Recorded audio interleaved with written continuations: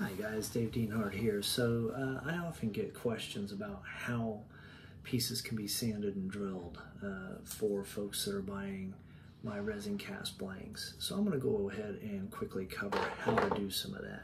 So first off, if you have a pour spout on the bottom of it and you want to take that off, there's a couple ways you can do it.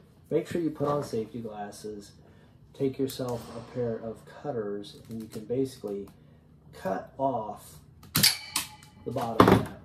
And that's the reason you want to actually wear safety glasses, is so that doesn't go in your eye. So that'll take a big chunk of it off. Now I still want to actually get more of it cleaned up. You can use a rasping file. Rasping file will take some of it away. It's not terribly fast, but it's a pretty aggressive hand tool. The other is a standard flat file. That'll work. I use flat file on a lot of my pieces to get them cleaned up, where I don't have to take a lot of resin away. I can just take a little bit away.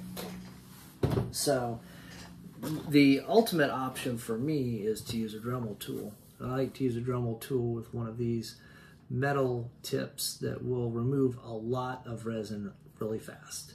So I'll use that to remove the pour spout and get it cleaned up in a rough fashion, and then I'll use this stone tip to clean it up, smooth it out, and then get it prepped so that when I clear coat and paint it, it's gonna go ahead and match the rest of the piece.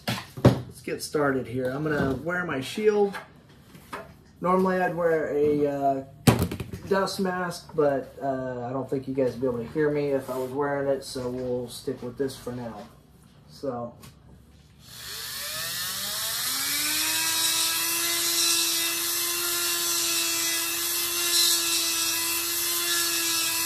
you can see that really takes it away fast.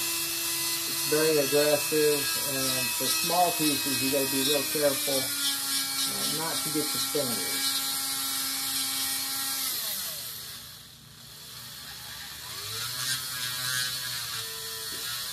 Okay, that's pretty clean out there. I'll take this one, smooth it out a little bit.